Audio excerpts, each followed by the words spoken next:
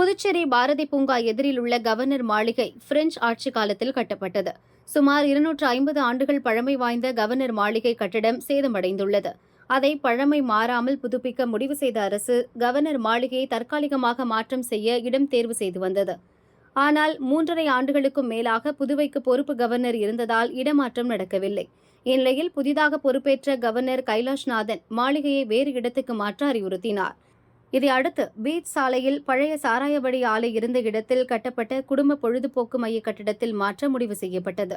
இந்த கட்டடம் கடந்த காங்கிரஸ் ஆட்சியில் ஸ்டார் அந்தஸ்துடன் கடல் அழகை ரசிக்கும் வகையில் 13 கோடியில் கட்டப்பட்டது.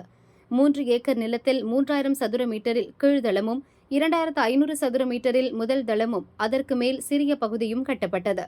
இதை ஸ்டார் ஹோட்டல் நிறுவனங்களிடம் லீஸுக்கு விட முடிவு செய்யப்பட்டிருந்தது. தற்போது அந்த முடிவை மாற்றி கவர்னர் மாளிகை இயங்க நடவடிக்கை எடுத்துள்ளனர். இங்கு அலுவலக துறைகள், மின் வசதி உட்பட கவர்னர் மாளிகை இயங்குவதற்கான அனைத்து வசதிகளையும் ஏற்படுத்த 3,88 லட்சம் ரூபாய் செலவில் பணிகள் நடக்கிறது. கவர்னர் கைலாஷ்நாதன், தலைமை செயலர் சரத் சௌகான் உள்ளிட்ட அதிகாரிகள் கவர்னர் மாளிகை இடமாற்றம் செய்யப்பட உள்ள குடும்ப பொழுதுபோக்கு மையத்தை பார்வையிட்டனர். அங்கு நடக்கும் பணிகளையும் ஆய்வு செய்தனர். விரைவில் பழமை வாய்ந்த ராஜ்நிவாசில் இருந்து கவர்னர் அலுவலகம் கடற்கரையில் உள்ள குடும்ப பொழுதுபோக்கு மையத்திற்கு மாற்றப்பட உள்ளது.